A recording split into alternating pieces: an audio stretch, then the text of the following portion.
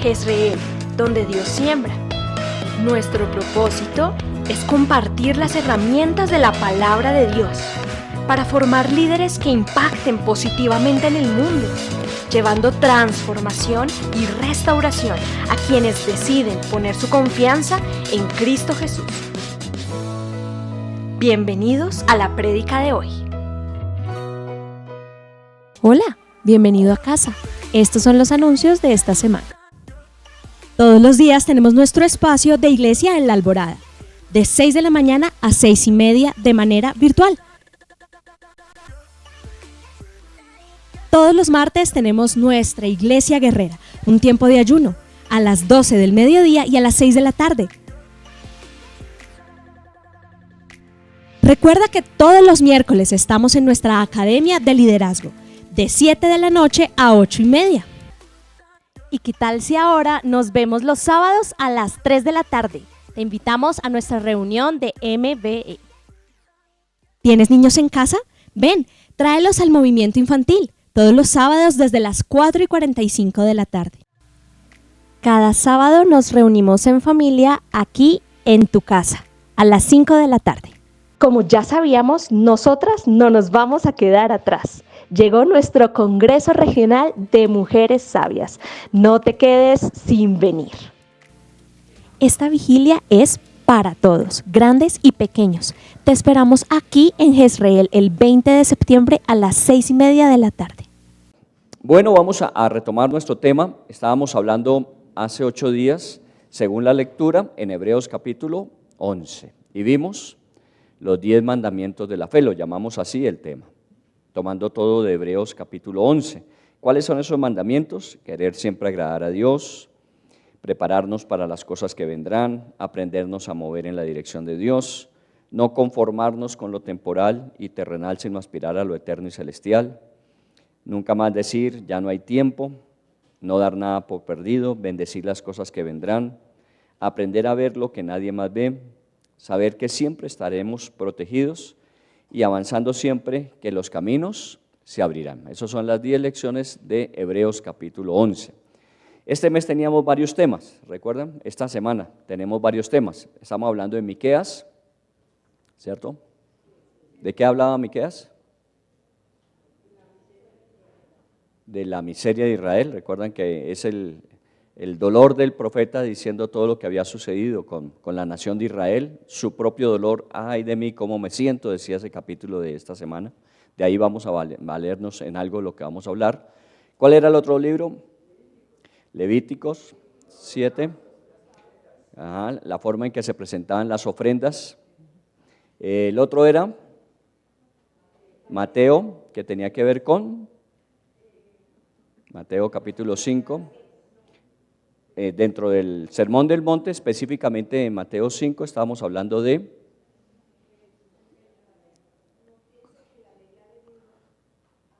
que no piensen que he venido a abrogar la ley, sino a cumplirla, que si vuestra justicia no fuere mejor que la de los fariseos, no podréis entrar al reino de los cielos. Bueno, esos son los 3 libros y el Hebreos capítulo 12. Vamos a estar en Hebreos capítulo 12. Hoy nos vamos a centrar en ese, pero vamos a tocar algunos temas de los otros libros que hemos estado leyendo. Esa ha sido la ventaja, la bendición de poder ir articulando los pasajes de los evangelios, los pasajes de la ley, los pasajes de las cartas o epístolas del Nuevo Testamento y ver cómo todo tiene un hilo conductor y de alguna manera Dios nos va hablando a través de ello. ¿Por qué? Porque la lectura previa, porque cada semana cada uno de nosotros leer antes para que podamos experimentar que Dios nos habla. Seguramente cuando venimos y compartimos de alguno de los pasajes, seguramente usted va en su corazón a pensar que Dios ya le había hablado sobre el asunto, en ese o en otro capítulo. ¿Por qué? Porque Dios habla de forma personal e individual. Por eso es tan importante que usted tenga un tiempo personal para orar, para leer la Biblia, para consultar sus asuntos con Dios, porque Dios le habla de forma personal. Lo que tenemos a nivel de comunidad es venir a celebrar lo que Dios durante toda una semana nos ha permitido experimentar. ¿Está bien? Entonces vamos a centrarnos en esos pasajes. Comencemos con Mateo 5:20, en algo que allí dentro de ese sermón del monte el Señor planteaba. Dice en el Mateo capítulo 5, el versículo 20, porque os digo que si vuestra justicia no fuere mayor que la de los escribas y fariseos, no entraréis en el reino de los cielos. Y el pasaje comenzaba diciendo eso, que él no había venido a abrogar la ley, sino a cumplirla, ¿cierto? Nosotros normalmente siempre hablamos de fariseos como algo que se debía descartar. Lo que se debía descartar de los fariseos era la hipocresía. Jesús habló específicamente de que no fuéramos hipócritas como ellos, en el sentido de que muchos fariseos solamente eran una religiosidad externa. Muchos de ellos cumplían con lo externo, pero internamente no había un proceso de transformación y renovación. Hay buenos fariseos, en la Biblia hay buenos fariseos. Encontramos personas que de alguna manera no solamente observaban muy cuidadosamente la ley, sino que a través de ello tenían un buen relacionamiento con Dios. Recuerden que estamos hablando previo a esta nueva gracia que Dios nos dio a través de Cristo Jesús. Antes de todo esto, lo que había que hacer era relacionarse con Dios a través del cumplimiento de la ley. Y habían buenos fariseos. Entre ellos, pues ahora hablamos un poco de Pablo. Pablo era un fariseo y era un buen fariseo. Vamos a mirarlo. Pero partiendo de Mateo 5:20, con respecto a que él no vino a abrogar la ley y que debemos ser más justos que los fariseos, tomemos algo de Miqueas en el capítulo 7, que lo leímos también esta semana. Dice, faltó el misericordioso de la tierra, estoy en el versículo 2 en adelante de Miqueas 7, faltó el misericordioso de la tierra, ninguno hay recto entre los hombres, todos acechan por sangre, cada cual arma red a su hermano. Para completar la maldad con sus manos, el príncipe demanda y el juez juzga por recompensa, y el grande habla al antojo de su alma y lo confirman. El mejor de ellos es como el espino, el más recto como zarzal.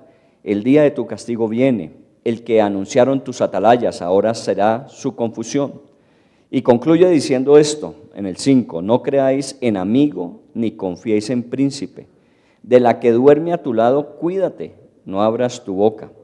Porque el hijo deshonra al padre, la hija se levanta contra la madre, la nuera contra su suegra, y los enemigos del hombre son los de su casa. Eso es muy fuerte. Uno diría, bueno, ¿por qué dice la Biblia eso? ¿Cierto? Ni siquiera la que duerme contigo, imagine uno dormir con chaleco de antibalas, porque no sabe si la mujer aprovecha mientras uno está dormido, ¿cierto? Pero lo que está planteando ahí era la situación cultural que vivía el pueblo de Israel.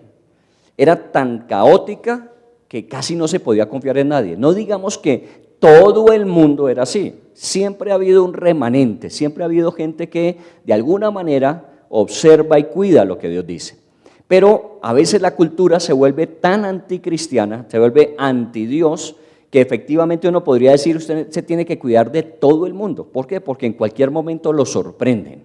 La realidad de Israel en ese momento era esa, que la mayoría de la gente hacía como mejor le parecía.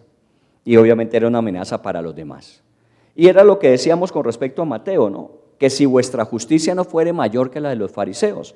Había fariseos que efectivamente eran hipócritas, que decían y nunca hacían, que ponían cargas sobre los demás y ni ellos con un dedo las movían. Todo eso que dijo Jesús, pero seguramente habían buenos fariseos.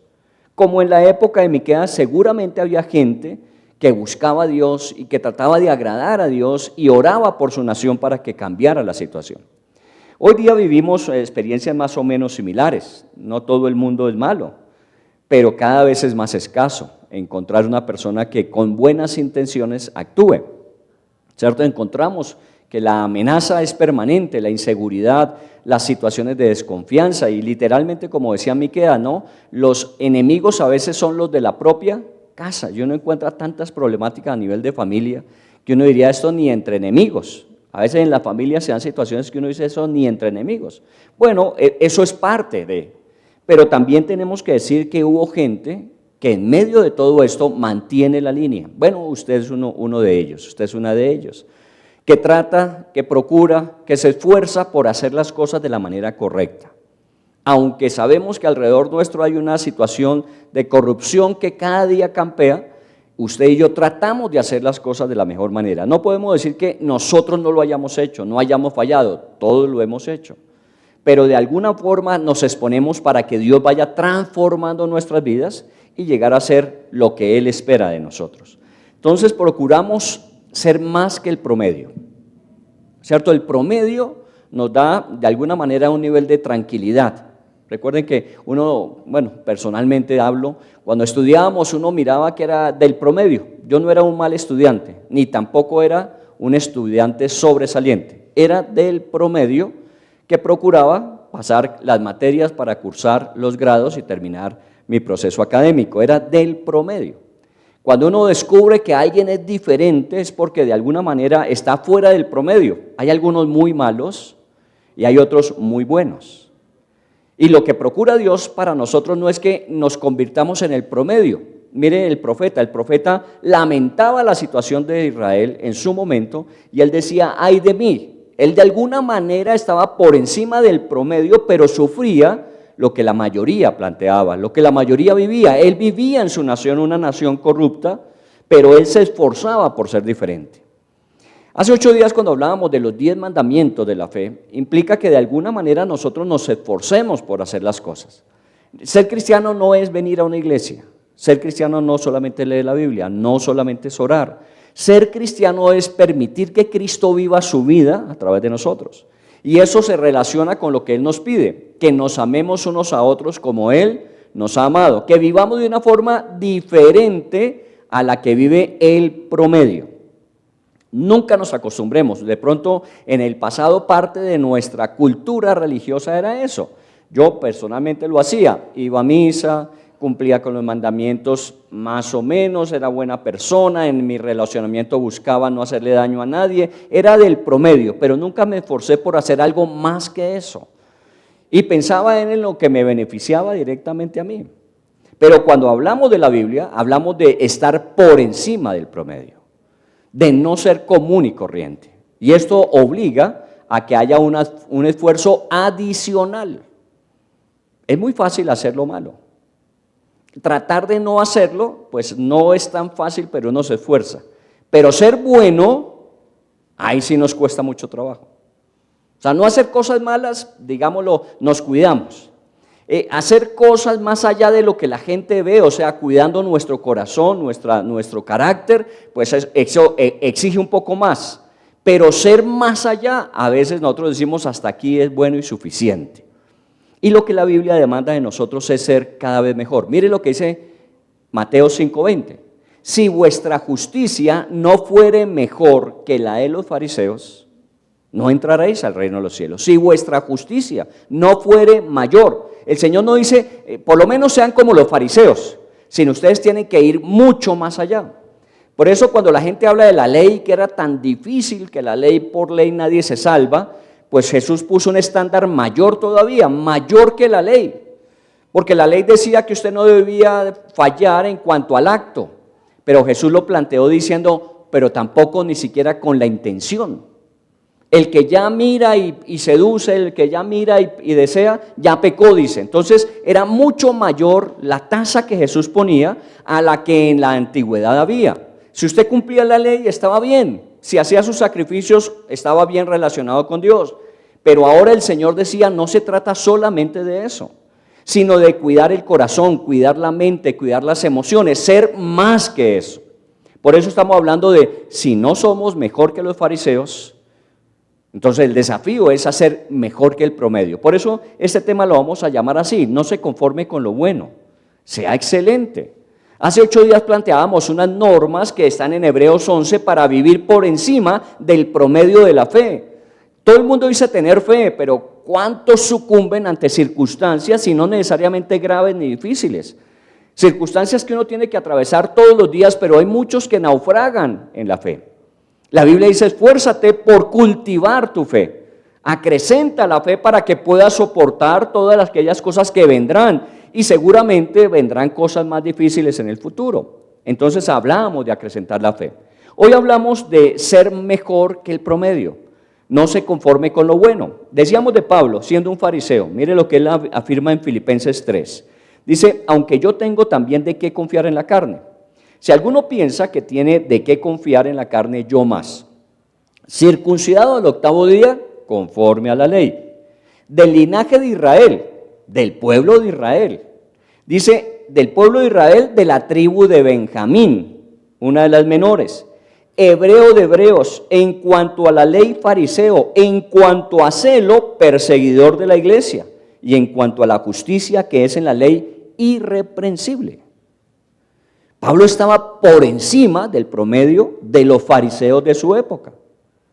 Ahora, nosotros siempre lo tachamos y lo tildamos diciendo, pero era un perseguidor de la iglesia, un implacable ejecutor del imperio contra esta nueva filosofía o creencia que se levantaba, los cristianos. Él iba arrasando con todo el mundo, ese era su trabajo. Pero si vamos a revisar, era un hombre honesto en lo que él creía y sobresalía en ello. Ahora, todo eso, pues Dios no lo desecha.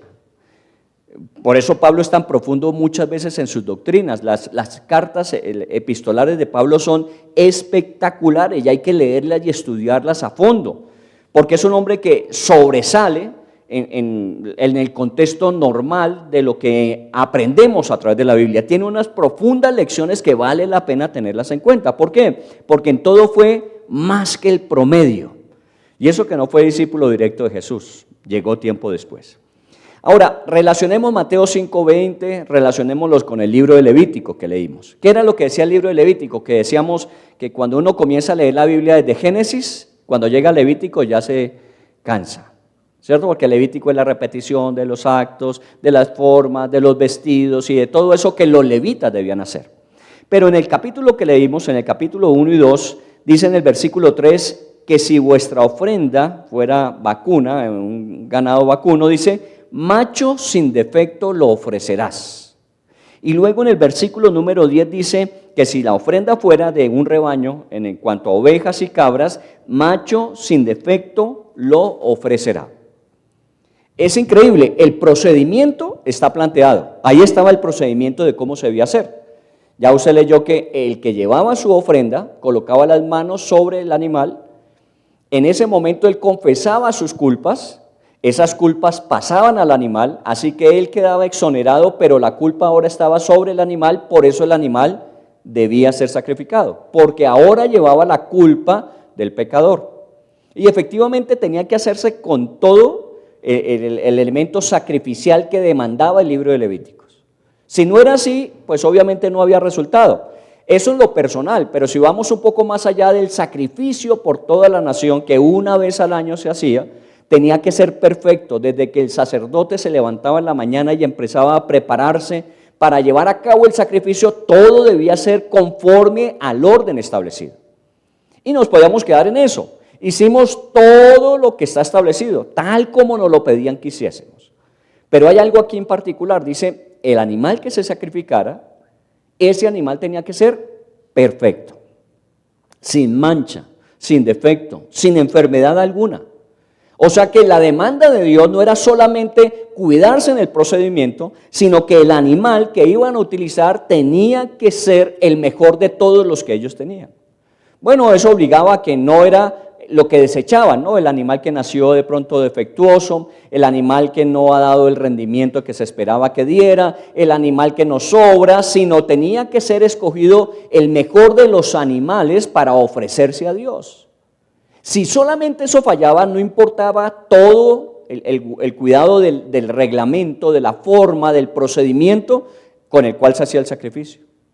Por eso tenía que cuidarse exactamente todo, y ustedes ya lo saben, en Cristo Jesús eso exactamente sucedió, que todo lo que debía hacerse se hizo. Uno a veces piensa, ¿y por qué Dios se demoró tanto tiempo en enviar al Mesías Salvador?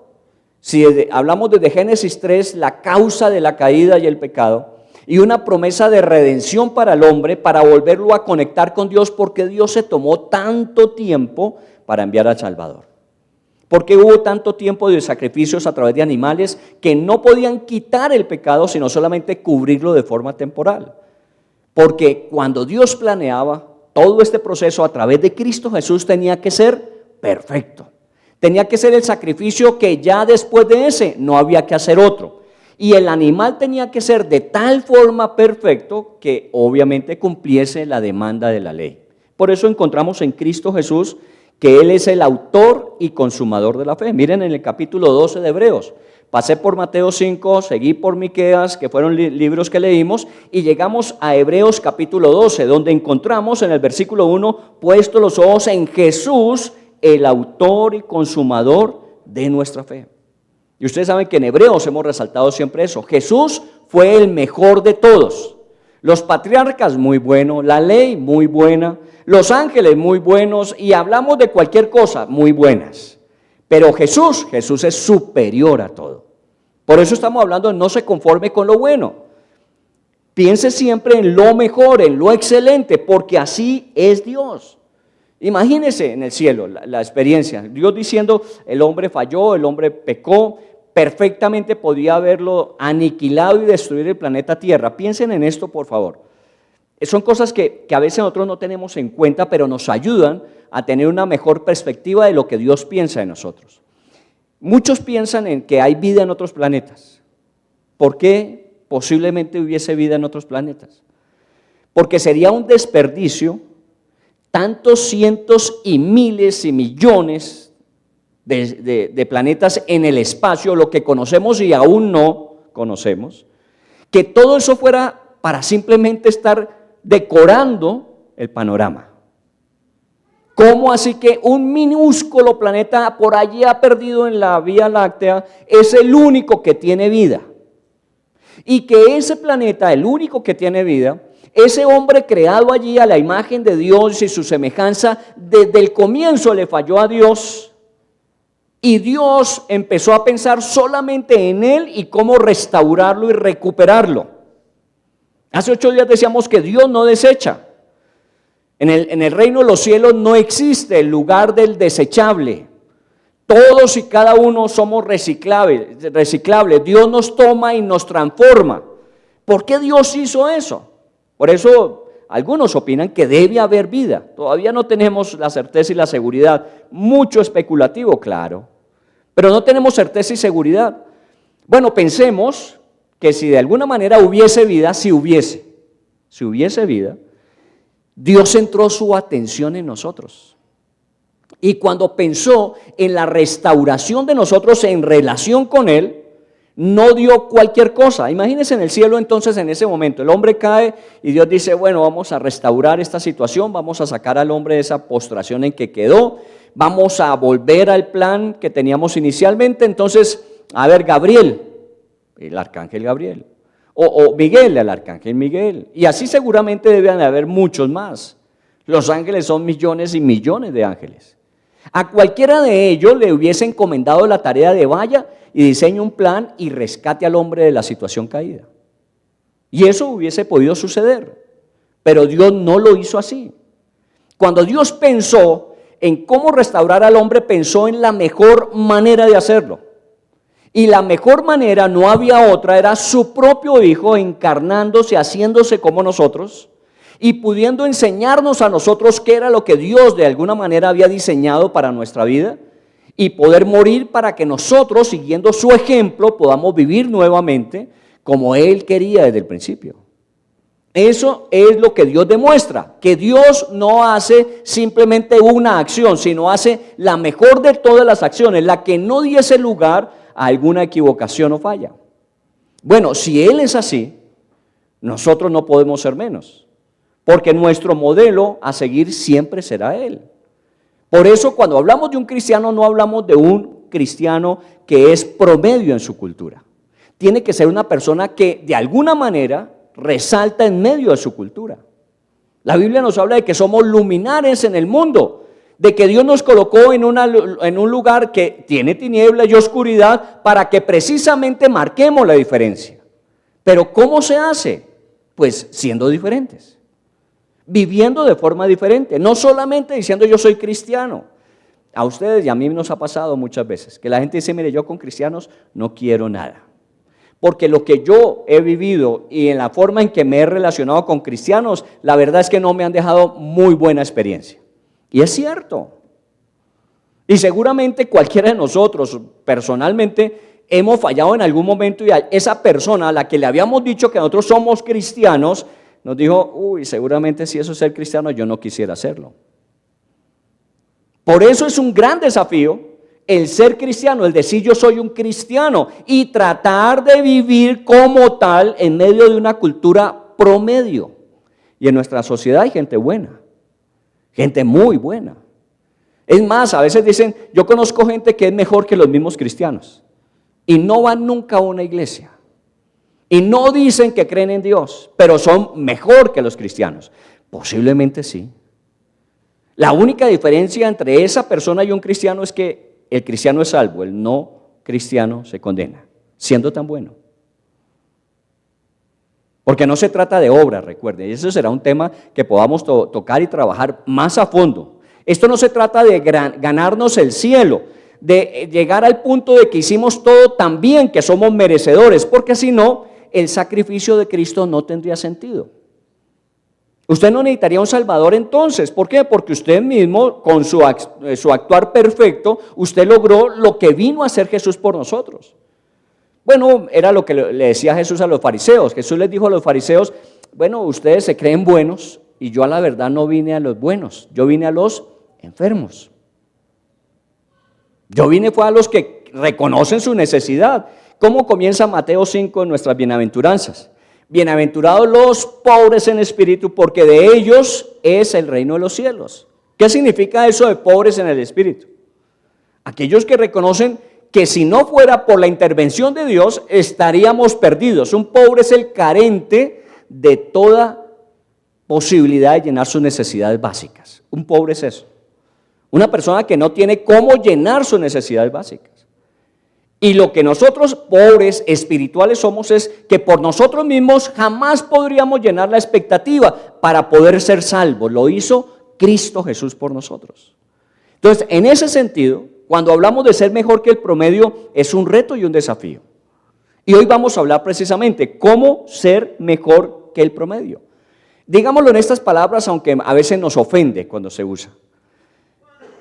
¿Cómo salir de la mediocridad? Del promedio, somos así, estamos bien, y que nadie descolle, porque el que sobresale inmediatamente nos pone en una situación de aprieto a los demás. ¿Por qué? Porque ese que sobresale seguramente es que se esforzó algo más y demuestra que sí es posible, si nos esforzamos, alcanzar algo más, y eso debería ser. Pero no, quedémonos en el promedio. Somos gente que va a la iglesia, somos gente que trata de hacer las cosas bien hechas, no siempre vivimos todo lo que decimos, no siempre creemos todo lo que se predica, pero ahí estamos en la iglesia. No se trata de eso. Se trata de ser mejor, se trata de sobresalir de alguna manera y que la gente pueda decir, ese es un buen referente de lo que significa ser cristiano. Muy bien, entonces vamos a Hebreos 12 a estudiar esto, cómo sobreponernos a la mediocridad. Y vamos a comenzar en el primer elemento. Hace 8 días vimos 10, hoy vamos a ver menos, porque si no, nunca acabaríamos. Vamos a ver el siguiente. Hebreos 12:2. Dice, puestos los ojos en Jesús. El primer elemento para poder salir de la mediocridad, para poder vivir en lo excelente que Dios espera de nosotros, como lo que Dios espera de nosotros, es tener un muy buen modelo y un muy buen entrenador. Un buen modelo y un buen entrenador. Ahora estaba hablando con una pareja entre ustedes que tienen niños y decíamos que hoy día es muy complejo. Yo estoy muy interesado en las parejas con niños, con jóvenes, porque hoy día el reto es muy grande. Con mis hijos las cosas no fueron fáciles, pero creo que hoy es más complejo los que tienen hijos. Hoy es más difícil por el nivel de información. Nosotros decíamos de los preadolescentes y adolescentes de 14, 15 años. Hoy día estamos hablando de 8, 9 años que están llegando al nivel de uno de 15 de hace unos años. Unos peladitos todavía, pero ya tienen de alguna manera por toda la información una forma de pensar y de actuar que parecieran ser ya adolescentes y tienen 8 y 9 años. Es un reto muy grande. ¿Qué es lo que necesitan hoy día esos niños? Obviamente un buen modelo y un buen entrenador. Y un buen modelo o entrenador, el mejor que podría tener un hijo es su propio papá y mamá. Por eso la responsabilidad grande recae primero en los papás, que los papás entiendan que su modelo para sus hijos, el modelo y el referente que ellos vayan a tener son ellos mismos. Por eso no podemos darnos el lujo de ser promedio, porque les estaríamos enseñando a decir a ellos que el promedio es lo que se debe tratar de mantener. Hoy el promedio está, pero mañana estará y pasado mañana. Ya usted empezó a vivir lo que es el deterioro cultural que vivimos. Lo que antes decíamos nosotros, eso nunca se va a ver, ya lo estamos viendo. Y vendrá lo que nunca nos imaginamos que íbamos a ver. Entonces el promedio va a ir bajando. Y si les enseñamos a vivir en el promedio, ellos serán aquello que tanto tememos que lleguen a ser. Oiga, la gran preocupación del mañana de muchos papás es, yo no sé cómo va a ser para que ellos en el futuro, no se preocupe del futuro, ocúpese del presente. Sea el modelo y referente que sus hijos necesitan hoy. Ahora, los que ya salimos de esa etapa, yo digo, bueno, a Dios gracias, mis hijos ya son crecidos y de alguna manera los principios y valores que aprendieron, ellos lo están poniendo en práctica, pero vienen 5 detrás de ellos que son los nietos. Y fuera de eso están los hijos de ustedes. Es increíble verlos cuando llegan aquí. Por eso procuro estar siempre afuera recibiéndoles, porque me alegra recibir a los niños. Porque muchos de ustedes llegaron en esa misma condición de ser niños y hoy día son adultos y muchos ya tienen sus propios hijos y los veo a ustedes fieles y pensaría que ellos deben ser aún más fieles que ustedes. Pero hay que dar ese ambiente y esa cobertura. Y el reto y el desafío es muy grande. Hoy a los hijos hay que involucrarlos en muchas cosas para que puedan desarrollarse. Yo veo papás corriendo en las actividades deportivas, actividades culturales, actividades sociales, todo eso es necesario. Y por eso les decía hoy a unos papás, les decía, es que esto obliga a un ejercicio mayor que nos hace a nosotros menos egoístas, porque hay muchas cosas que ya desafortunadamente me tengo que dar el lujo de decir, si tengo hijos, que no las puedo hacer. Quedarme hasta las 9 de la mañana en mi cama un día sábado para un niño, para un papá que tiene un niño de 6 o 7 años, imposible, olvídese de eso. Mi suegra, que en paz descanse, nosotros también desde que fue a descansar, lo decía, no siempre limpios, no sueño completo, no comida completa. Con un niño uno aprende eso, que ya no se trata de nuestra vida, sino también de la vida de otros, y nos obliga a hacer sacrificios. Ahora usted me podrá decir, pero yo no tengo hijos o ya mis hijos son mayores. Sí, pero mire un poquito más allá. A esos otros que son los hijos de otros, o aún aquellos que de alguna manera usted puede influenciar en su ambiente y entorno, que pueden ser sus sobrinos, sus amigos de vecinos, usted puede ser un referente para ellos. Porque el primer elemento para sobresalir es tener un buen modelo y convertirse en un entrenador, porque Jesús no solamente es modelo, Jesús es entrenador de nuestra vida. Jesús es el que constantemente por medio del Espíritu Santo nos está ayudando a ir superando nuestros propios estándares y empezar a vivir los estándares suyos que son de excelencia. Yo soy mejor persona que lo que era hace unos años. Todavía no soy el hombre que Dios esperaría que fuera, pero sé que el Espíritu Santo ha trabajado y el carácter de Jesús se ha ido desarrollando en mi vida y le doy gracias a Él porque Él ha sido mi entrenador. Y claro, un entrenador, yo lo veo todas las mañanas cuando salgo a los parques a sacar a las mascotas, ¿recuerdan? Uno ve gente de las 4 de la mañana haciendo ejercicio. Y hoy día casi que se volvió lo élite del momento es tener un entrenador personal. En estos días veía un entrenador enseñándole a otro principiante a saltar lazo, y si viera las enredadas del berraco, y explicaba al entrenador que solamente es mover los brazos, no es alzar las piernas hasta el pecho, porque uno cuando está comenzando a saltar lazo es así, uno piensa que entre más levante las piernas seguramente no se va a tropezar, no se trata de levantar, usted mira a un boxeador y apenas, ¿cierto? Pero eso requirió ¿de qué? Entrenamiento, entrenador y tiempo. Entonces necesita uno un entrenador que no solamente le modele, sino que le desarrolle. El liderazgo, ¿qué es el liderazgo finalmente dentro de nuestro contexto? El liderazgo no es el ocupar una posición, sino es el ejercer una función. Y la función del liderazgo es desarrollar a otros conforme el modelo que les planteo. Jesús lo dijo. que Él era el modelo. Vengan en pos de mí y yo los haré pescadores. Y lo que vieron en Jesús es que Él siempre, toda oportunidad que se daba, la aprovechaba.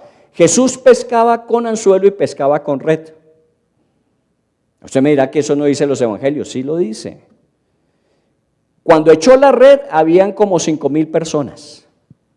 Él estaba pescando hombres, porque su función no era ser pescador de pescados, era de hombres. Los haré pescadores de hombres. Él debía modelar cómo ser un pescador de hombres, y echaba la red y 5,000 personas lo escucharon. Mateo capítulo 5.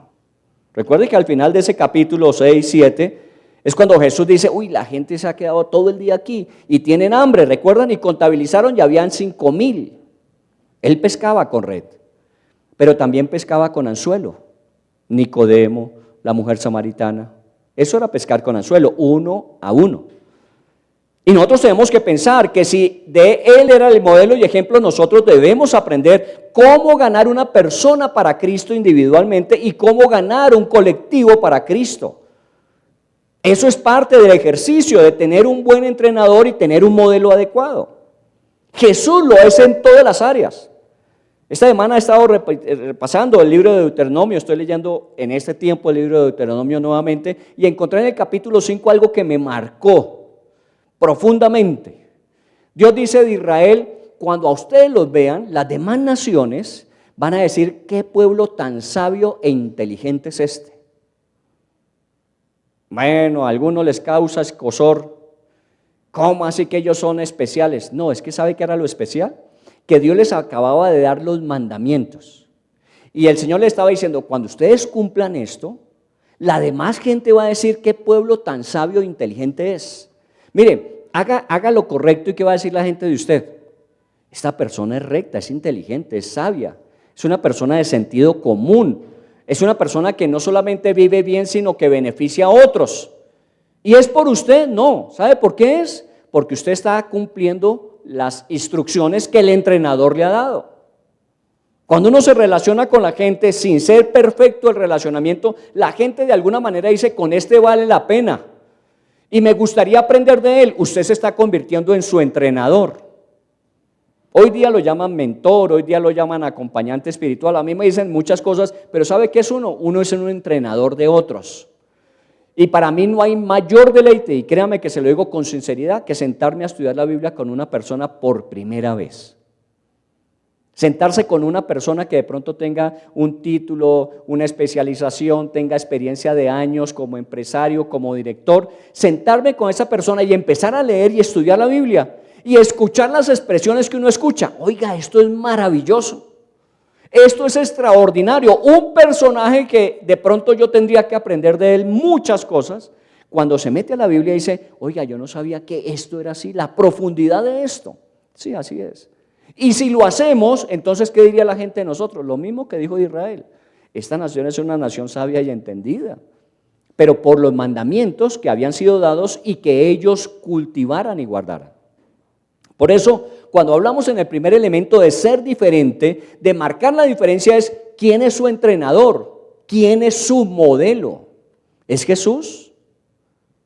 ¿Jesús es el modelo que usted quiere imitar? ¿Es el entrenador que usted quiere cada día decirle, ¿y cómo debo hacer en esta? Que no me la sé, el de saltar al lazo. Yo decía, pero uno lo cultiva, yo no soy el que salto, pero salto lazo, y este apenas saltaba 2 veces y se enredaba. Bueno, dele 1 o 2 meses y verá cómo salta de bien el lazo, porque tiene un entrenador paciente que le va a enseñar cómo hacerlo. Ese es Jesús para nosotros.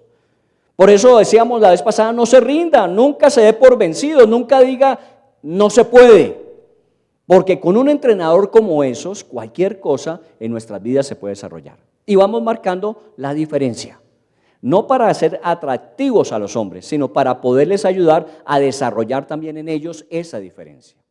Primer elemento entonces, puesto los ojos en Jesús. El primero de esos elementos es tener un buen modelo y un mejor entrenador. Y no hay otro. Hagan de Jesús su modelo y hagan de Jesús su entrenador. Cuando así lo hacemos, créame que nuestro nivel va a superar. Nadie como Él para hacerlo. Primer elemento entonces. Segundo elemento, vámonos a Hebreos 12:1. Ustedes saben que yo desarmo los capítulos conforme desarrollamos los temas. Hebreos 12:1. Dice, correr la carrera que tenemos por delante. Entonces el segundo elemento lo he llamado así, saber a qué nos ha llamado el Señor. En estos días hablaba con una niña que fue a Medellín hace una semana, ¿sí? Corrió los 40K de Medellín y venía preparándose para eso. Claro, ya había corrido los 7, los 15, los 21, ahora iba a los 40. Y la preparación y el entrenamiento fue diferente. Y cada vez que nos reuníamos y hablábamos, decía, no, me estoy preparando y tengo que sacar tiempo para hacer más resistencia, y lo hizo. ¿Cierto? Correr por delante la carrera que tenemos. ¿Cuál es la carrera que usted va a competir? Uno tiene que definir eso. Porque si es de 7 kilómetros, bueno, necesita usted una preparación. Si es de 15, necesita una preparación mayor. Si es de 21, usted necesita una preparación mucho mayor. Y si son 40, usted necesita una preparación y no hablar de olímpicos. Entonces, dependiendo de la carrera, también tiene que ver con eso. ¿Qué es lo que usted pretende? ¿Qué es lo que usted quiere? ¿Cuál es la carrera que usted quiere cursar en su vida? ¿Quiere ser la carrera que todo el mundo corre? Bueno, sálgase usted a la ciclovía el día domingo y usted ve una cantidad de gente subiendo y bajando. Ellos no están preparándose para 5 siquiera. Ellos están simplemente caminando. Es el común de la gente. Está haciendo ejercicio para mantener la salud. O bueno, están ocupando su domingo en la mañana haciendo eso. Pero cuando vamos a ver un entrenamiento para una competencia de alto nivel, vemos la exigencia que se les da. Bueno, eso es lo segundo que uno tiene que tener claro. ¿Cuál es la carrera que tenemos que correr? ¿A qué lo ha llamado Dios a usted en su vida? ¿Qué es lo que espera Dios de usted que haga? Entonces, conforme la carrera, tiene que ser la preparación. Y le decíamos hace 8 días también, ¿no? Que uno no termina de prepararse. Yo tengo unas habilidades y unas capacidades desarrolladas en experiencia, pero todavía no me las sé todas, ni todavía las hago bien como podría hacerlas. Entonces tengo que seguir en la preparación para seguir siendo mejor todavía. Y vuelvo a insistir, eso no se trata de llamar la atención sobre, sino cómo estar calificado para poderme convertir en entrenador de otros. Lo que menos nos gusta es tener a alguien que nos quiera seguir, alguien que nos quiera imitar. ¿Por qué? Porque nos obliga a hacer las cosas diferentes. Nos obliga a subir nuestros propios niveles. Claro, tiene que ser. Por eso el discipulado es tan impactante en la vida de uno como discipulador. Uno dice, no, es que le estoy ayudando a una persona en su proceso de formación y desarrollo y crecimiento. Carreta. A quien más está ayudando es a usted mismo, porque usted tiene que subir sus propios estándares para ser modelo y entrenador. Pero esa es la carrera que usted escogió.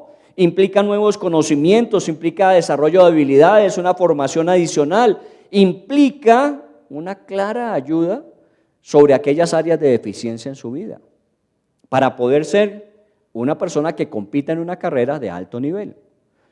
Nuestra vida cristiana no es para ser comunes y corrientes. Todo lo que Dios ha hecho por nosotros no es para que nosotros vivamos una vida común y corriente y simplemente le demos un barniz de espiritualidad asistiendo a una iglesia. Sino es allá, en el día a día, en el día de cada actividad que desarrollamos, cómo la vivimos y quiénes nos están imitando, quiénes están siguiéndonos, quiénes de alguna manera quieren ser como nosotros somos o más bien evitar lo que nosotros decimos y hacemos. Segundo elemento entonces tiene que ver con correr la carrera que tenemos por delante. Yo tengo una carrera que es diferente a la suya, usted tiene una carrera que es diferente al que está a su lado. No todos somos llamados a hacer lo mismo. Así que no trate de imitar lo que otro hace por bueno que lo haga. Pregúntele al Señor cuál es su propósito y también pregúntele cuál es la habilidad, la capacidad, el talento y el recurso que le ha entregado a usted para desarrollarlo. Ahora estábamos hablando, a mí me gusta hablar con las parejas porque pues es obviamente de los terrenos más fértiles que hay, porque todos nos sentimos necesitados. No es lo mismo vivir la vida uno solo, donde no tengo que darle cuenta a nadie, donde no tengo que generar una convivencia que sea de mutuo apoyo, donde no tengo que ser un modelo para otros. Es mejor vivir una vida solo. Pero cuando uno decide acompañarse en la vida, cuando uno asume la responsabilidad de estar con otros, obviamente el estándar sube. Y entonces uno tiene que obligarse. Y cuando hablo con las parejas es eso. Estamos trabajando en equipo para... Usted está aprovechando la facultad de las virtudes, las capacidades que tiene el otro y asimismo aportando las mejores que usted tiene para que el trabajo sea en conjunto. En Efesios 5:21 comienza hablando del matrimonio diciendo: someteos unos a otros en el temor del Señor. Así comienza esa porción que habla del matrimonio, donde dice que la mujer debe respetar a su esposo y el esposo debe amar a su mujer. Pero comienza diciendo: someteos mutuamente en el temor de Dios. ¿Sabe qué significa eso? Que ninguno de los dos se considera mejor, sino que en ciertas áreas de su vida, en ciertas habilidades, en ciertos recursos, él tiene la mejor oportunidad de dar y la otra persona en otras diferentes tiene su mejor oportunidad. Así que nos combinamos en el ejercicio. Yo siempre doy gracias a Dios por la vida de Hilda en muchas facultades que ella tiene que yo no desarrollé al 100% como ella. Y entonces yo me valgo de su buena administración, me valgo de su buena visión en inversión, yo me valgo de eso. Oiga bien, buena administración. Y yo soy administrador de empresas de profesión. ¿Me entiende? Pero de pronto no es mi habilidad, ella tiene más habilidad en eso, entonces yo descanso en eso. Y en otras cosas yo asumo, lavar platos, cubiertos, yo me volví especialista. ¿Y cómo la ayudo a ella? Ya por lo menos le quito una preocupación de hacer la comida y fuera eso, lavar la loza, ya yo me encargo de esa otra parte. Cada uno de nosotros tenemos algo que dar. Esa es la carrera que tenemos por delante. Pablo tenía su propia carrera. Nosotros no pretendemos ser Pablo, no se compare ni compita ni critique a otros. Simplemente cuál es su carrera, qué es lo que Dios quiere para su vida. Ahí donde está cómo sobresale usted en el promedio, cómo vencer la mediocridad que muchas veces encontramos. Segundo elemento entonces, Hebreos 12:1, saber a quién nos llamó el Señor. Tercer elemento necesarísimo, Hebreos 12:7. Si soportáis la disciplina, Dios os trata como a hijos, porque ¿qué hijo es aquel a quien el Padre no disciplina? Hebreos 12:7. Y el 12:10. Y aquellos ciertamente por pocos días nos disciplinaban como a ellos les parecía, pero para lo que nos es provechoso, para que participemos de su santidad. ¿Cuál es la palabra clave del tercer elemento? Disciplinas. Disciplinas. Formar disciplinas, desarrollar disciplinas. Nosotros hemos tenido a veces una connotación de la disciplina, cuando hablamos de la disciplina bíblica, muy diferente a lo que realmente es una disciplina. Una disciplina es el proceso de formar hábitos que nos ayuden a construir y proyectar. Bueno, esos son los hábitos. Los hábitos son para aquello que trae crecimiento y desarrollo. Pero hay que formar la disciplina. Un padre a su hijo, ¿qué hace? Lo disciplina. ¿Qué es disciplinar? ¿Cascarle? ¿Es hacer que sienta dolor por lo malo que hizo? No. Eso es parte de la disciplina. Que de alguna manera uno sepa que los errores cometidos siempre van a causar un dolor, tanto personal como de pronto a otros también le causa un dolor. Yo me acuerdo de una disciplina y a ustedes se las he contado, para aquellos que no tienen buena memoria la repito. Yo soy uno de esos. Un día me senté con Juan David y José Luis. Había sucedido algo, alguno de los dos había hecho algo y había que disciplinarlo, hacer el proceso de corrección de eso que no estaba bien hecho. Y entonces pregunté, ¿quién lo hizo? ¿Qué dijeron los dos? Él. Al mismo tiempo los dos dijeron él. Y usted está como papá y ve que los dos hijos dicen él. Y uno no es mandrake. A ver, ¿quién lo hizo? Él. Ah, bueno, si fue él y él, entonces a los dos él hay que darles varita. Y comencé con la varita. Yo les daba varita a mis hijos. Al principio, al final me tocaba con un bate si fuera necesario, pero a Dios gracias aprendieron desde el principio con la varita. Y denle en la cola y vuelve y siéntelos. ¿Quién lo hizo? Él. ¿Quién lo hizo? Él. Ah, muy bien, entonces a los dos él, tenga otra vez. Así nos pasamos como 2 horas. Yo al final me preguntaba, ¿vale la pena? Estoy haciendo lo que debo hacer.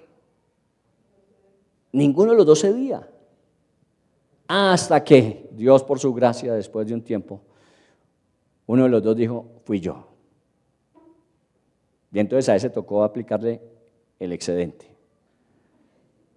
Pero el otro sufrió sin tener la culpa.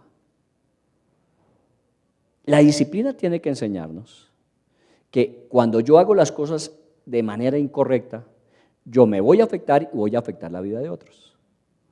Y ahí estuvieron. No les voy a decir cuál de los dos fue, porque no me ponen de chismosos ahora a decirles.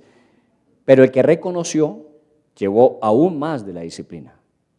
Y más allá de lo que hizo, sino del no reconocer su propia falta y causarle dolor a su propio hermano.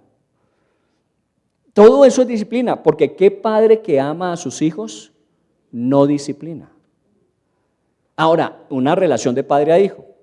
Hablemos de las demás relaciones más allá de ser mi hijo, mi discípulo, o de pronto de alguna manera una persona que ni siquiera se relaciona con nosotros a nivel de la iglesia. Yo tengo que disciplinarla. Hay personas que me han dicho, por favor, llámeme la atención cuando usted vea que yo estoy haciendo algo que no es correcto, ¿sabe? Y son personas mayores. Hay personas que me han dado esa autoridad y derecho. Y entonces cuando de alguna manera le veo descuadernado, le puedo llamar y decir, mira, ¿sabes qué? Tú me diste autoridad para esto, yo creo que aquí tienes que poner cuidado. ¿Qué estoy haciendo con esa persona? Disciplinándole, ayudándole a hacer un proceso de corrección de algo que puede traerle dolor a él o a ellos y que haga lo correcto. Eso es disciplina. Nosotros vemos la connotación de la disciplina simplemente el dolor que causa la disciplina, y no es el dolor que causa la disciplina, es la formación que produce la disciplina. Porque qué padre que ame a su hijo no lo disciplina. O como dice más adelante el 10, ese es espectacular. Dice, ellos nos disciplinaban como les parecía. ¿Cuántas veces yo me equivoqué con mis hijos en disciplinarles? Pregúnteme. ¿Cuántas veces? Muchas veces. Muchas veces tuve que decir, ¿sabes qué, hijo? Me equivoqué. Esas reacciones que a veces uno tiene. Recuerda que llega uno a la casa y la mujer le dice a uno, mire, hicieron esto y esto y esto, y uno va a lanza en ristre con todo el mundo. Y después la mujer le dice, pero yo no le expliqué que fueron los vecinos que, abuelita, y yo que les casqué a los míos, ¿o no? Entonces, a veces hemos cometido errores, mis papás, y los justifico con más intensidad a ellos, porque ellos no conocían todo lo que nosotros conocemos. Mis papás fueron formados a patadas, literalmente. Un día le pregunté a mi abuela, ¿cómo había sido la educación? Ella me dice, yo nunca volví a darle quejas al abuelo, sino hasta un día en que ella tenía un restaurante y llegaba el abuelo, mi abuelo era un hombre alto, fornido, muy fuerte, trabajaba en ornamentación, así que tenía mucha fuerza. Y cuando él iba entrando, la abuela, seguramente ese día los hijos, tenían 9 hijos, la tenían saturada a más de la responsabilidad propia del local. Y le dijo a mi abuelo, no, se han portado, si usted viera. Y mi abuelo, sin pensarlo, se devolvió y al primero que encontró fue mi tío Bernardo y de una patada lo levantó contra la pared. Mi abuela dice, ese día yo creí que lo había matado. Y desde ese día nunca más le volví a dar quejas. Claro, porque ellos no tenían toda la información que nosotros teníamos para corregir. ¿Quién sabe cómo se comportó Protasio con mi abuelo? Así se llamaba mi bisabuelo. A Dios gracias, ese no lo heredamos nosotros. Protasio. ¿Cómo disciplinaría Protasio a Alejandro? Que Alejandro, a Luis, a Bernardo, a Carlos los disciplinaba así, pero ya no es el estilo de disciplina de Manuel, de Carlos, de Luis. Nosotros tenemos otra formación y eso es un aval que nosotros no podemos desperdiciar. Nosotros sabemos de todo lo que eso implica hoy día. Nosotros hemos tenido conferencias con personas aquí en la iglesia muy especializadas en la disciplina positiva hoy día. Pero la disciplina tiene que existir. En su tiempo ellos como les parecía mejor. Y bueno, nosotros siempre hemos dicho, esa generación no salió ni frustrada ni traumatizada. Bueno, algunos no sobrevivieron, por eso es que no muchos en la estadística cuentan. Pero de alguna manera, no, es que pues obviamente con lo que se tenía se hacía. Usted y yo tenemos unos recursos diferentes hoy día. Por eso nuestra disciplina tiene que producir unos mejores resultados, ¿o no? Y usted se va a dar cuenta en el tiempo, bueno, los que tienen hijos se van a dar cuenta en el tiempo lo que significa haber disciplinado a los hijos. ¿Por qué? Porque les era provechoso, versículo 10 del libro de Hebreos 12, porque les era provechoso. Hoy día están aprovechando de la disciplina que recibieron.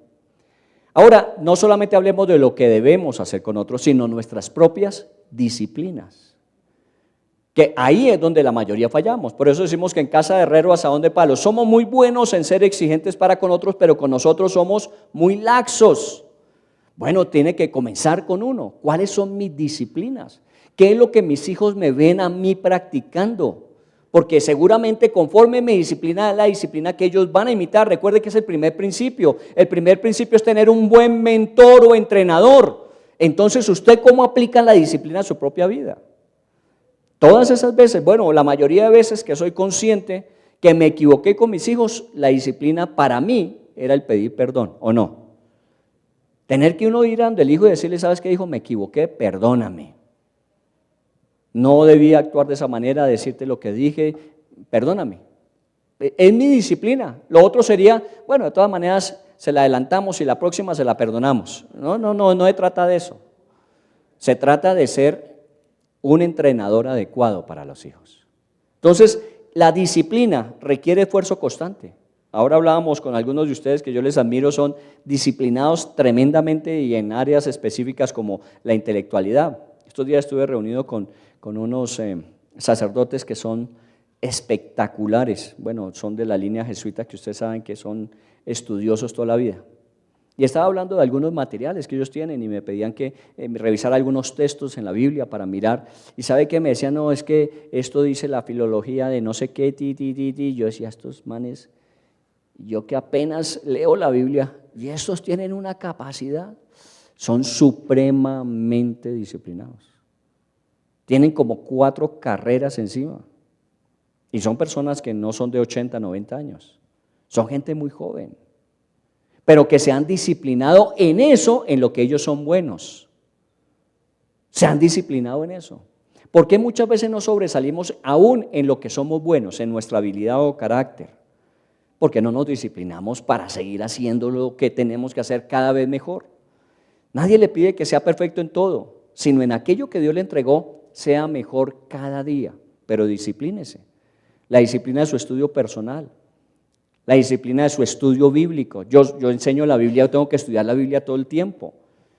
Y hoy día estoy leyendo la Biblia en una versión que nunca antes la había leído, la Biblia en la versión de las Américas.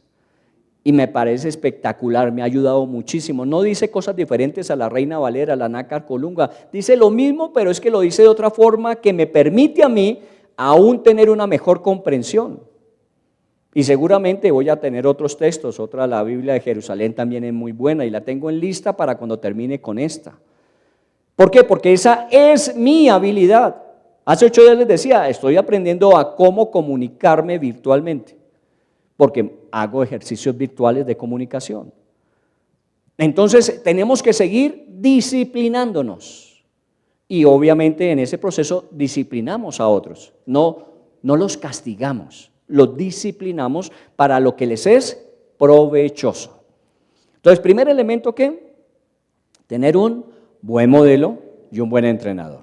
Y segundo elemento, saber qué carrera es la que Dios me pide que yo corra. ¿Está bien? Y dependiendo de la carrera, pues obviamente el ejercicio y la preparación. Tercer elemento es ser disciplinados. Cuarto elemento, Hebreos 12:1. Corramos con paciencia la carrera que tenemos por delante, dice Hebreos 12:1. Cuarto elemento, siendo perseverantes hasta llegar a la meta. Correr con paciencia la carrera que tenemos por delante. Obviamente decimos lo mismo, ¿no? Si depende de la carrera, así depende la preparación y también la intención del correr. Si yo me preparo para una competencia, pues obviamente mi intención es ganar. Pero hay personas que se preparan para una competencia, pero no para ganar, sino simplemente para terminar. Para terminar. Y entonces no le interesa qué puesto ocupe al final de la competencia, sino que terminó, porque nunca había corrido una 25K. Había llegado hasta 15, nunca había corrido 10 más. Y entonces corrió 10 más y para él esa fue su ganancia. No que hubiese derrotado a otros en la competencia. Entonces, de alguna manera, cuando hablamos de esto, es correr con paciencia la carrera que tenemos por delante, y es ser perseverantes hasta la meta. Si usted se propone algo, vaya hasta el final. Y eso implica tener la calma para soportar tiempos difíciles. Calma para los tiempos difíciles, porque es que en los tiempos difíciles es que uno toma decisiones equivocadas, ¿o no? La recomendación que se da en decisión cuando uno quiere resolver conflictos es no tome decisiones cuando esté acalorado. Cuando de alguna manera las cosas estén difíciles, no tome decisiones a la loca, piénselo bien, porque en esos momentos uno puede tomar decisiones equivocadas. Repose, respire, analice, revise información y luego sí tome decisión. Claro, eso es necesario, porque si no uno desistiría de todas las cosas. Y hay gente que se ha ido acostumbrando a desistir, a desistir, a desistir, a desistir. Yo le agradezco a mi papá cuando decía, es que no se para de la mesa hasta que termine, ¿recuerdan? También tenían así un papá. No como los niños de hoy día que, no quieres eso y ¿qué quieres? Y cambiémosle el plato porque le vamos a dar lo que el niño quiere. Bueno, cómete lo que hay y si quieres más, no es que no tengo hambre, entonces no le damos lo otro. Y qué berrinche el que arma, ¿o no? También fuimos de 20 años y tuvimos un corazón vagabundo. Eso dice la canción. Mi papá era, hasta que no termine, no se levanta. Y le tocaba a uno el brócoli, el coliflor. ¿Recuerda que eso olía a pecueca, coliflor? Solamente digo palabras y ya se me vino el recuerdo con el olor también. Y tocaba. Pero ¿sabe qué? A Dios gracias, somos omnívoros hoy día. Comemos de todo, no. Uno le toca, en las visitas, ¿usted qué hace? No, es que a mí eso no me gusta, ¿no tiene otra cosita? Vaya usted a decir eso en una visita. Entonces, uno aprende ¿de qué? De todo lo que tiene que hacer. Esos tiempos difíciles uno tiene que afrontarlos. La práctica constante, la dedicación a las actividades sin cansarnos, sin desmayar. No desista. Que usted en el camino se dio cuenta que de pronto hay otra cosa que le gusta. Muy bien, termine lo que acaba de comenzar y reinicie esa que a usted le gusta.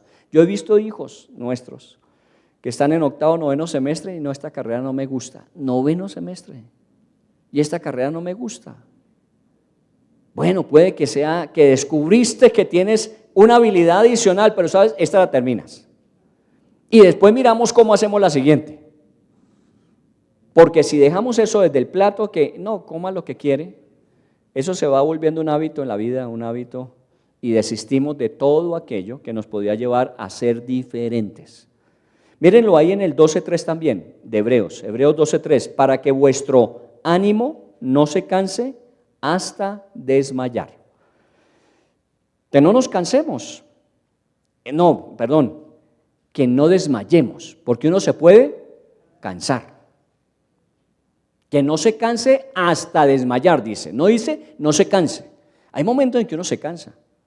Y hay momentos que dice, no, yo quisiera salir de esta. En estos días le oí a una parejita que pasaba por aquí, amigos, vecinos y conocidos, que me dijeron, no, este es uno de esos días que yo no quisiera haber estudiado la carrera que estudié. Y así venían los dos. Estaban trabajando en su casa, salían a almorzar y venían los dos diciendo lo mismo. Este es el día que uno dice, ¿yo por qué estudié esto?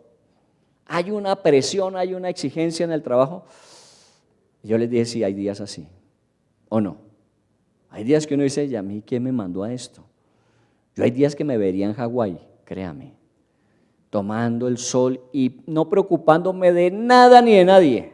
Hay días, pero persisto en lo que fue mi carrera, la carrera que Dios me dio, porque si no desistiría. Intenciones y oportunidades, ha habido muchas de desistir. Hoy recibí un email de una persona que me dijo, usted se preguntará por qué no me despedí cuando me fui de la iglesia. 2 hojas me mandó. Y una de las cosas, dice en la carta, Si alguno quiere verificar, se la puedo mostrar.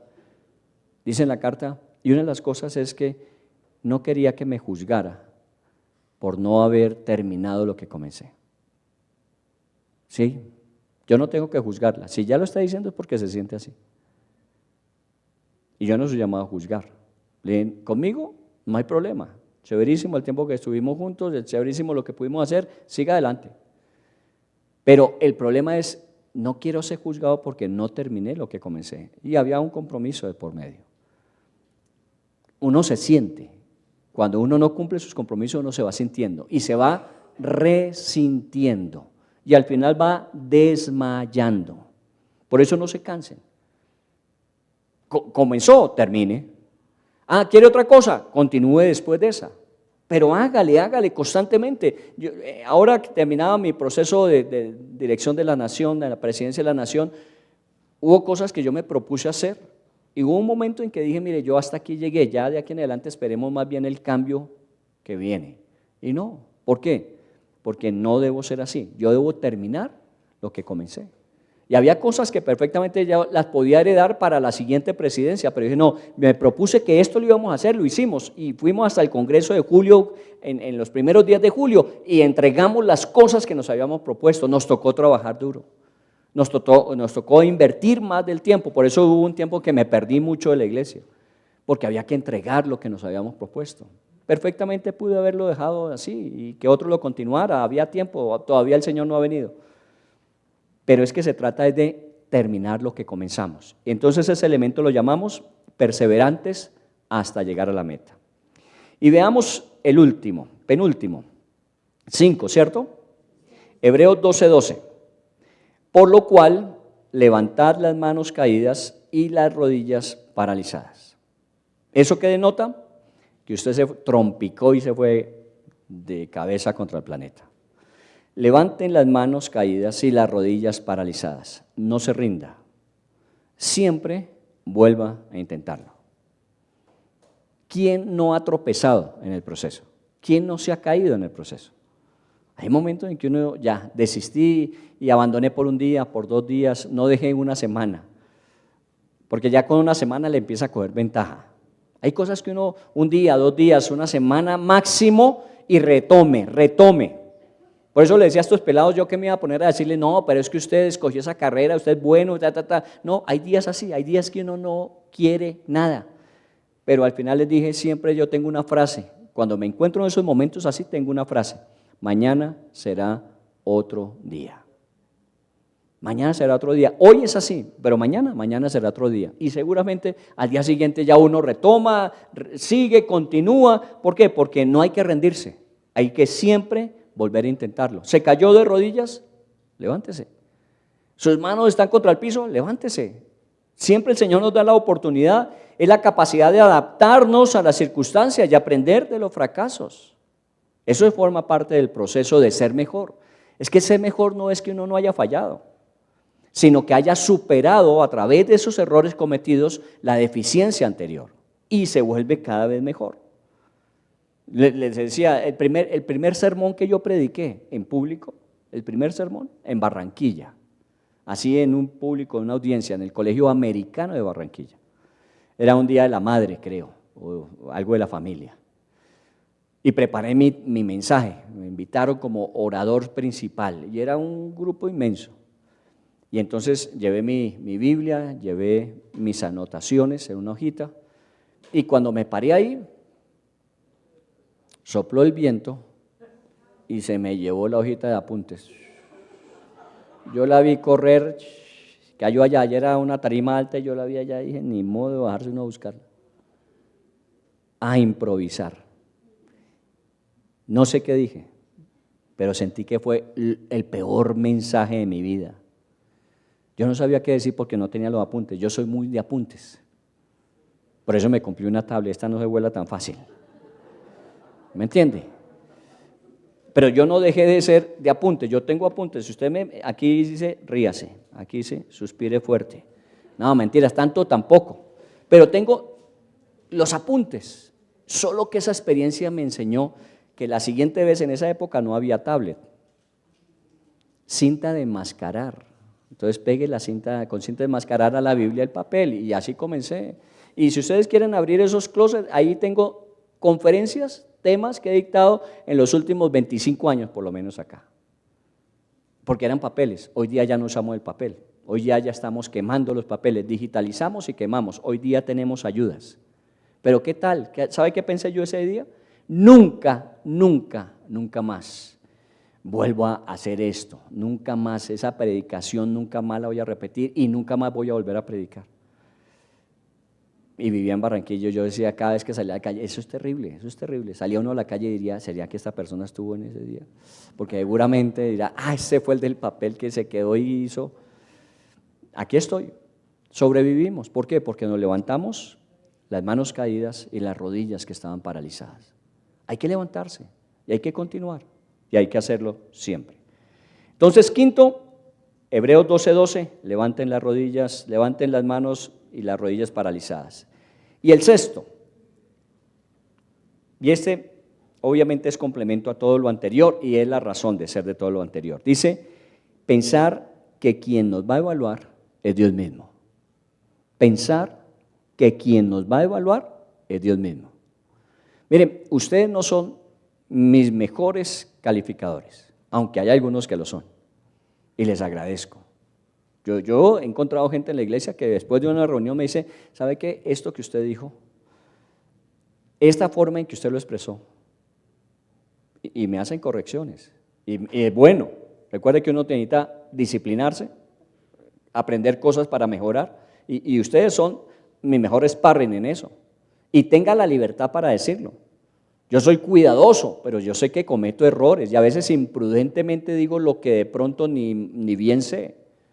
Entonces hay personas que se han aproximado y me han dicho, mira, esto de pronto es así y así. Hubo un hombre en estos días, estaba leyendo, estudiamos en el ayuno Juan 15, de la vid verdadera y los pámpanos. Y hubo alguien que me llamó después y me dijo, mira, ¿sabes qué? Yo soy una persona que se ha dedicado a estudiar acerca de los vinos y he aprendido esto que dice que cuando el pámpano, la rama se cae al suelo, el barro la cubre, y entonces se vuelve improductiva.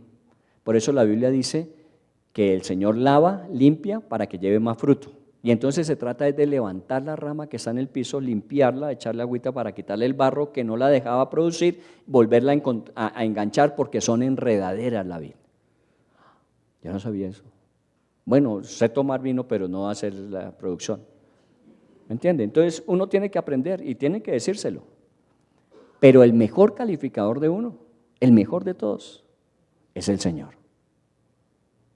La gente le puede decir a usted muy bien. Estaba el jueves hablando con un personaje que me dijo, yo tengo problemas con el ego, con el orgullo. A mí me gusta que la gente me diga, ¿sabe que lo que usted dijo? ¿Sabe que lo que usted hizo? Eso a mí me gusta, dice él. Pero estoy trabajando con eso, he estado en retiros y he estado en procesos donde Dios me ha estado enseñando que yo debo cuidarme mucho porque ese es uno de mis peores enemigos, el orgullo. Me gusta que la gente me alabe, que la gente me reconozca. Bueno, una de las formas fáciles de manejar eso, ¿sabe qué es? Cuando alguien le diga, qué bueno lo que usted dijo, qué bueno lo que usted hizo, qué bueno eso que, dígale, uy, el diablo acabó de decírmelo también. ¿O no? Porque el diablo es especialista en eso. El diablo siempre vive diciéndole a usted es un berraco, usted es un tenaz, es que nadie como usted, y lo vive subiendo y entre más alto lo ponga, después lo hace caer y el totazo es mayor, ¿o no? El diablo siempre dice eso, el diablo siempre tiende a llevarlo a uno y después lo deja caer. ¿Sabe? Entonces mejor olvídese de eso. Diga, yo la calificación que espero oír un día es que el Señor diga, buen siervo y fiel. En lo poco fuiste fiel, en lo mucho te pondré. ¿Recuerda? Porque es que esto no va a terminar aquí. Posiblemente en 30 años yo haya terminado mi carrera temporal si no ha venido el Señor antes, posiblemente. Pero tengo todavía una eternidad y no sé en qué nos va a emplear el Señor en la eternidad. Por eso quiero ser fiel en lo poco, porque no sé qué será lo mucho en lo que nos pondrá. Porque la Biblia dice que al final, los que estuvieron en escatología esta semana que terminamos, escatología dice al final, reinaremos con Él eternamente. ¿Usted sabe qué significa eso? Yo tampoco. Yo no sé qué significa reinaremos con Él, pero qué tal que se trate de que como él va a gobernar 1000 años en el mundo, usted le diga, lo voy a poner de presidente en Ucrania para que restaure? ¿Cómo haría usted? No, lo voy a poner a usted de presidente en el Congo, o en Colombia, o Venezuela. Estamos hablando de problemas no tan graves. ¿Me entiende? Yo no sé qué va a ponernos a hacer el Señor mañana, pero ¿sabe qué quiero? Que por lo menos en lo poco sea fiel. Que el Señor diga, en lo poco fuiste fiel. Ahora miren como dice Colosenses, aquí ya me salgo de Hebreos 12 para concluir, diciendo en Colosenses 3, dice, y todo lo que hagáis, hacedlo de corazón como para el Señor. Dos elementos claves. A todo lo que usted se le mida, todo lo que usted emprenda, todo lo que usted haga, hágalo primero de corazón. O sea, métale ganas a eso. Hágalo con todo el corazón, con todo el amor del mundo. Hágalo. Y segundo dice, como para el Señor. Entonces piense que usted eso que está haciendo no va a ser el beneficio de una persona, de una comunidad, de pronto de un sector de la sociedad, sino ese es un beneficio que yo quisiera, si el Señor lo necesita, dárselo a Él. Muy bien, ¿cómo se lo daría a Él? Por eso dice, hágalo como para el Señor. Con todo el amor del mundo, pero como si fuera para el Señor.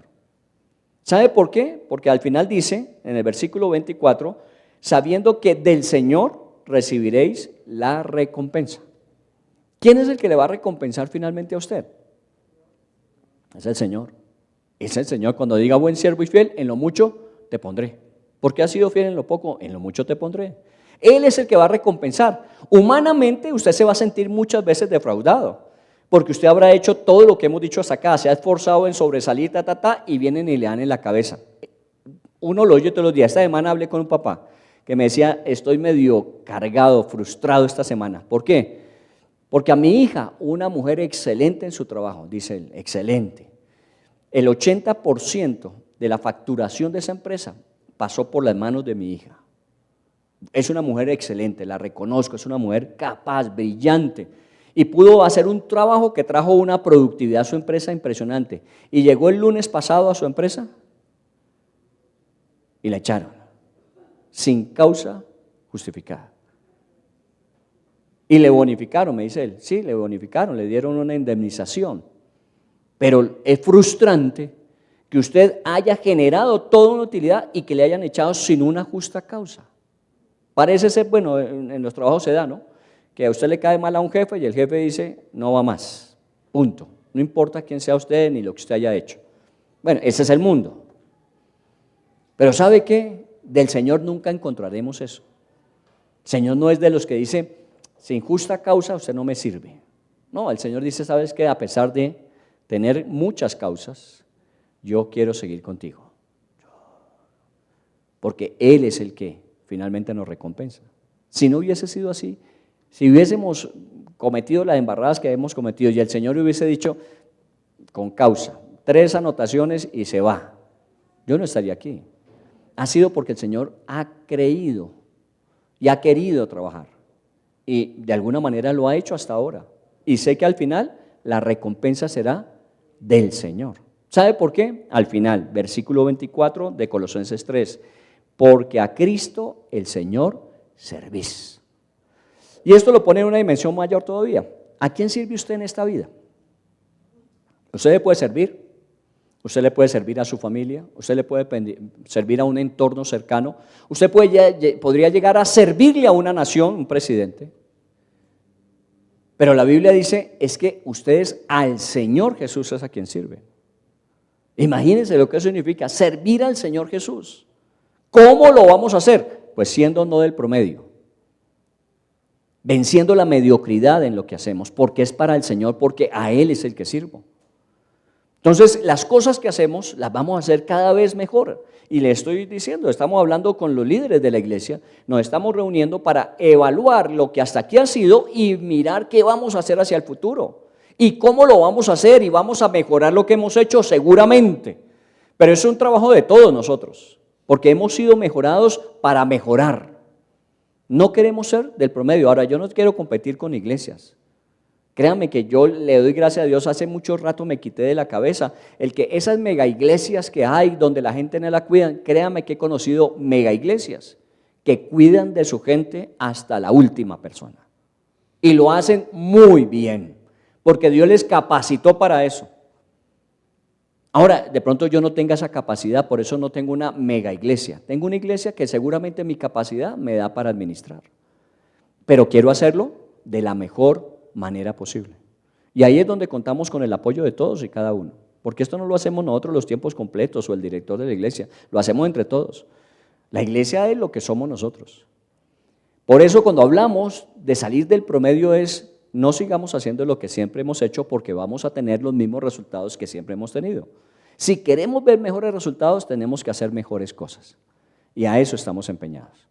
Hace 8 días, 10 mandamientos de la fe para activarnos. Y hoy estamos hablando de no conformarnos con lo bueno, sino ir a lo excelente. ¿De dónde partimos? ¿Recuerda usted? Mateo 5:20. Si vuestra justicia no fuere mayor. Del libro de Miqueas, cuando dice, ¿qué? Que el común y el corriente del pueblo eran que no me podía confiar ni en la que se duerme con usted, ¿recuerda? Tienen que ser diferentes a eso. El libro de Levíticos, si ustedes quieren ofrecer un sacrificio, el cordero tiene que ser perfecto. Todo habla de lo mismo. Y en Hebreos capítulo 12 nos dice cómo hacerlo. 5 o 6 elementos para tener en cuenta. ¿Está bien? Vamos a orarle al Señor y vamos a darle gracias. Padre, en el nombre de Jesús, yo quiero agradecerte este tiempo. Y bueno, no solamente hoy, sino todos estos años que hemos recorrido juntos. Muchos más, otros menos, pero todos hemos caminado y hemos avanzado y hemos visto resultados. También hemos cometido errores que hemos tratado de evaluar, de aprender del proceso doloroso de un dolor, de un fracaso y seguir adelante, Señor. En este tiempo en particular yo te doy gracias porque veo que en la iglesia, Señor, hay un sentir de que aún nos queda tiempo. No estamos diciendo esto ya se terminó, esto se acabó, las cosas como están, nadie las va a cambiar. Ese es el común denominador de las conversaciones hoy día en nuestro país. La gente está hablando de que no hay nada que hacer, que todo está patas arriba, que todo va a ser peor. Pero nosotros, Señor, tenemos una expectativa diferente. Nosotros creemos que las dificultades son la mejor oportunidad para hacer los cambios que van a producir mejores resultados. Todo esto que estamos viviendo es una muy buena oportunidad para hacer mejor las cosas y tener unos resultados mejores todavía. Y cuando hablamos de mejores, para nosotros los resultados es que mucha más gente conozca de Jesús. Hoy la gente está decepcionada, desalentada, desesperanzada. Y necesita referentes, necesita personas que están viviendo en las mismas circunstancias, pero no se están quejando igual, no se están comportando igual. Y por el contrario, se les ve crecer y avanzar en medio de. Esos son los referentes que hoy día se necesitan. Y cuando hablamos de no ser buenos, sino buscar la excelencia, de cómo vencer esta mediocridad de ser común y corriente, tú eres el que nos das el mejor desafío. Porque tú, Dios, perfectamente pudiste hacerlo de cualquier manera, menos dando lo mejor de ti. Tú tenías el poder, tenías la autoridad, tenías al servicio millones de ángeles para hacer las cosas y tener los resultados. Finalmente, seguro, el plan hubiese dado resultado y estaríamos reconciliados. Pero tú te tomaste el trabajo de planearlo de tal manera que incluyó lo mejor que tú podrías hacer. Y piense en esto mientras ora. La salvación no es una obra de un día para otro. La salvación implicó cientos y miles de años para que una promesa hecha pudiese cumplirse en un redentor. Y lo hizo de tal manera que es perfecto. Usted y yo somos lo que somos. Y tenemos una expectativa eterna como la tenemos porque lo que Dios hizo a través de Cristo Jesús fue perfecto. No hizo una cosa buena, hice una cosa perfecta. La obra es perfecta. Así que si yo soy un seguidor de Jesús, yo no puedo conformarme con ser uno más, con vivir dentro de la mediocridad del promedio, sino tengo que buscar más aún. ¿Cómo puedo ser de alguna manera un referente para ayudar a otros, Señor, también a salir de ese proceso de mediocridad? Pero tiene que comenzar conmigo, tiene que comenzar con cada uno de nosotros esforzándonos, haciendo algo más. No has hecho todo lo que podías hacer, seguro que no. ¿Por qué? Porque estás aquí todavía. Si tú dijiste, no, ya todo lo que yo tenía que hacer lo hice, estarías en el cielo. Pero si aún un día más estás aquí, es porque aún algo puedes hacerlo mejor de lo que lo hiciste. Ahora alguno dirá, no, pero es que a mí nunca me ha salido nada. Bueno, puede ser ahora el momento de comenzar a hacer todo aquello para lo que Dios te llamó a hacer, porque esa es la opción que Dios siempre tiene. Dios no descalifica, Dios no dice usted no me sirve. Dios siempre dice, ven, vamos a trabajar sobre esto, vamos a trabajar sobre aquel. Él es el mejor entrenador y nos va ayudando a nosotros. Por eso el ejercicio de todos los días, ese ejercicio espiritual de buscar a Dios, ejercicio espiritual. Porque ¿quién dijo que es fácil levantarse a orar? ¿Quién dijo que es fácil ponerse a leer la Biblia? ¿Quién dijo que es fácil dejar que Dios hable y trate con nuestro corazón? ¿Quién dijo que es fácil? Eso es un ejercicio que muchas veces no se ve el sudor en nuestra frente, pero tenemos que ejercitar la disciplina, el buen hábito todos los días. Y a eso es lo que nos llama. ¿Para qué? Para que podamos hacer todo aquello que Él quiere. Dígaselo al Señor. Yo no quiero que nosotros vivamos una vida que simplemente hicimos lo que teníamos que hacer. Señor, fui más allá aún. Te pregunté a ti, ¿qué más tenías tú para que yo haga? Y conforme la carrera que me diste, esa carrera emprendí y me preparé para hacerlo de la mejor manera. Y de alguna manera cada día, Señor, me esforzaba, no desistía, me costó, Señor, pero bien valió la pena. Revisen aquellas cosas en sus vidas que les ha costado, que no han sido fáciles, que han requerido un esfuerzo adicional, una preparación adicional.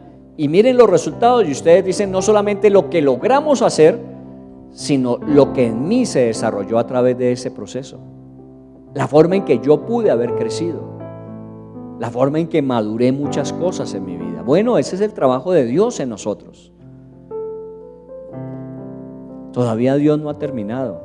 No somos todo lo que podríamos llegar a ser. Por eso todavía estamos aquí poniéndonos en las manos del alfarero. Ese va a ser el tema de nuestras mujeres dentro de 8 días. Van a estar trabajando sobre cómo Dios trabaja sobre el barro para formar algo que sea de honra suya conforme a su diseño. Bueno, eso somos nosotros. Pregúntese si está usted viviendo dentro del promedio, si está usted haciendo apenas lo que tenía que hacer. ¿No le gustaría ir más allá? Dígale al Señor, dígale eso al Señor, y el Señor inmediatamente se pone a su lado para decirle cómo hacerlo. Nunca se rinda, nunca se rinda. Dios no le entregó lo que le entregó sin saber que usted, bajo su dirección, bajo su entrenamiento, podría lograrlo. Y todavía nos queda mucho por ver, mucho por ver. No se rinda. A veces nos cuesta, a veces hay días, de esos días en que caemos nuestras manos en el piso, nuestras rodillas raspadas y decimos, no quiero avanzar más. Está bien un día, 2 días, pero levántate, fortalece las rodillas, levanta las manos caídas y di, nuevamente aquí estoy preparado, Señor. Y no deje que el enemigo lo derrote.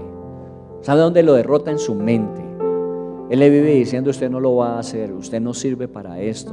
Se da cuenta de sus resultados, mire lo que dicen otros y ahí está enredado usted, escuchándole todo lo que él quiere decir para neutralizar lo que Dios está haciendo en su vida. Quítese ese. Dígale, no más, yo voy a escuchar a quien me está entrenando y sé que Él tiene un plan para mí. Y siga adelante y avance.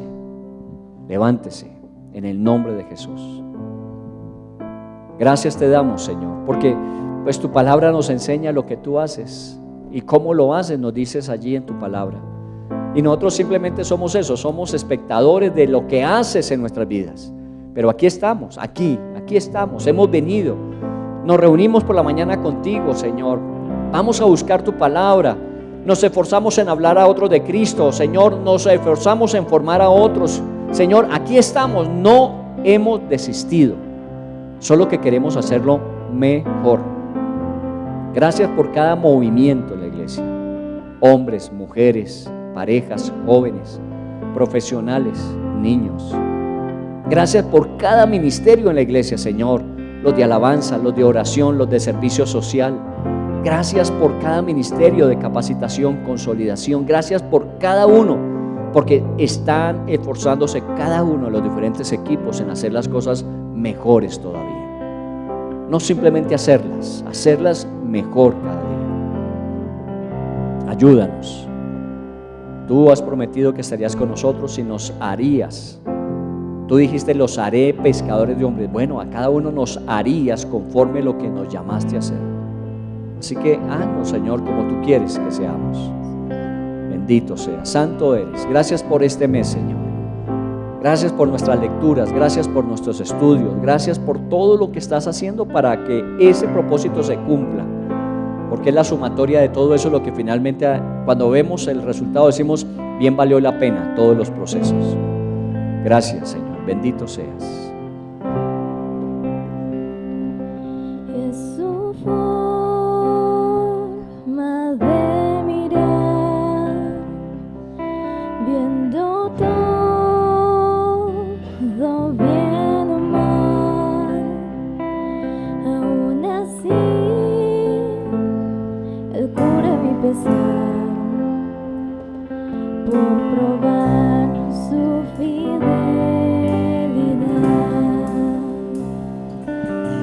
la forma en que provee toda mi necesidad, hasta su vida derramar por probar su fidelidad.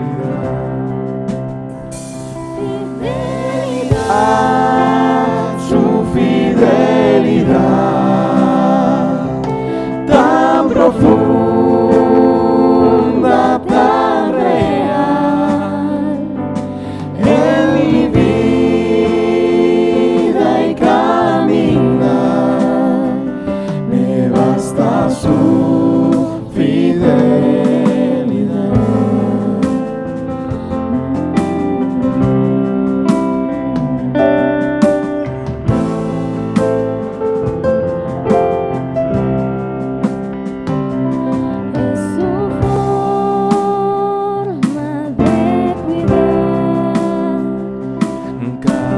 Paso en mi andar, no importando a dónde llevará, por probar su